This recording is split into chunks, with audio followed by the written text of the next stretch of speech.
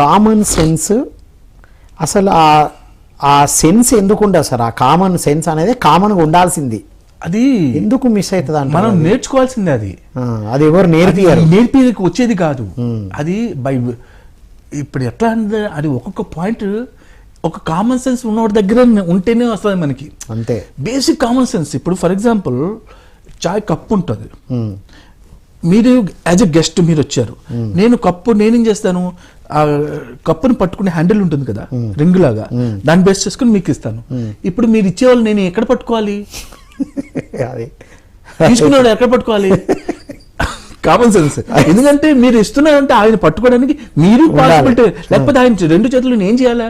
So ఇక్కడ ప్రతిసారి ఒక్కడి పడేది, ఒరే కప్పు కాఫీ ఎలా ఇవ్వాలి ముందు నేర్చుకో. ఎంత పర్ఫెక్ట్ గా సరిదిద్దేవారంటే నేను ఎక్కడ పట్టుకోవాలరా నువ్వు ఇస్తే, తనే పట్టుకొని వచ్చిన నీట్ గా చూసుకొని హ్యాండిల్ ఇవ్వాలి మీకు, అవునా కదా? హ్యాండిల్ అటువైపు, అది కామన్ సెన్స్ అనమాట. అంటే ఇది నిజంగా చాలా మందికి తెలియదు. ఇలాంటి మాస్టర్స్ దగ్గర ఉంటే టన్నులు కొద్ది వస్తుంది, ఆయన చెప్పరు, ఒక్కటి పడిపోద్ది ముందు. సో ఆ టైంలో ఆటోమేటిక్గా కామన్ సెన్స్ ఇది నేర్చుకోవాల్సిందే. ఇది సంగీతం పుట్టుకతో ఎందుకు రాదు అంటే నేనేం చేయాలి, నేర్చుకోవాలి, సాధన చేయాలి. సాధన అంటే అది ఇది ఎవరో ఒకరు నేర్పించేది కాదు కాబట్టి, ఒక సిలబస్ కాదు కాబట్టి, ఇలాంటి కామన్ సెన్స్ ఉన్నటువంటి మహర్షుల దగ్గర, మహానుభావుల దగ్గర. సో సమకాలీకు మనకి పత్రికారు ఉన్నారు కాబట్టి చాలా విషయాలు తెలిసిందండి. నిజంగా చెప్పాలంటే ఓ బ్రాహ్మణుడికి ఉన్నటువంటి కామన్ సెన్స్ ఏంటి అని నేను నేర్చుకున్నాను. ఓ బ్రాహ్మణుడు అంటే ఎవరు, ఆ కామన్ సెన్స్ ఎలా ఉండాలి అసలు. బ్రాహ్మణత్వం అనేది జంధ్యం వచ్చేది కాదురా బాబు. అసలు నిజంగా నేను ఒక పిచ్చి మూర్ఖుల్లాగా ఉండేవాడిని, నేను ఒక బ్రాహ్మణుడిని. కానీ ఇది పుట్టుకతో వచ్చేది కాదని, అయినా పుట్టుకతో అందరూ శూద్రులే.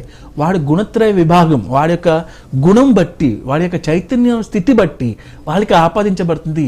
ఏదో క్షత్రియుడా, లేకపోతే వైశ్యుడా, లేకపోతే బ్రాహ్మణుడా, లేదా శూద్రుడా అనేది. అవి మొత్తం మన నాలుగుగా విభజించబడ్డది.